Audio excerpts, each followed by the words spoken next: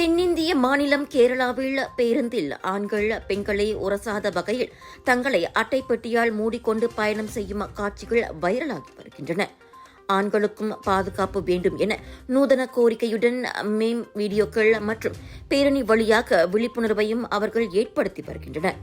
பேருந்து நடத்துனரை கூட அட்டைப்பெட்டியை மாட்டிக்கொண்டு பயணம் செய்து ஆண்களுக்கு தனி ஆணையம் வேண்டும் என வலியுறுத்துகிறார். கோழிக்கோட்டை மாவட்டத்தில் அண்மையில் நடந்த ஒரு துயரச் சம்பவத்துக்கு பிறகு இந்த அட்டைப்பெட்டி பயணம் உருவாகியிருக்கிறது.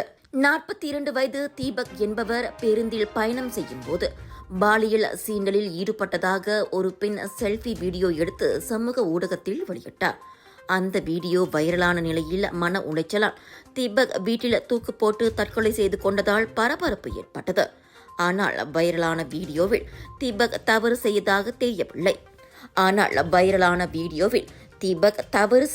தெரியவில்லை.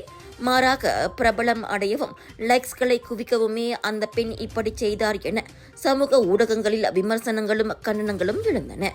அந்த பெண் செயலால் அப்பாவிய ஆடவரின் உயிர் பறிபோயிருப்பதால் போலீஸ் நடவடிக்கை எடுக்கவும் வலியுறுத்தப்பட்டது. இதையடுத்து தற்கொலைக்கு தூண்டியதாக அந்த பெண் மீது போலீசார் வழக்கு பதிவு செய்து விசாரணை நடத்தி வருகின்றனர்.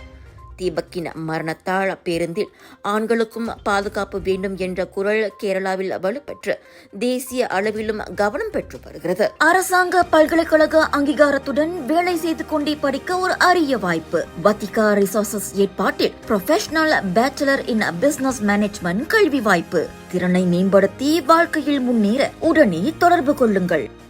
விலையோ மலிவு, செலவோ குறைவு, தரமோ உயர்வு, மனமோ நிறைவு. மக்களின் தேர்வு என்ரிகோஸ் முழு ஆடை சத்துள்ள பால்மாவு.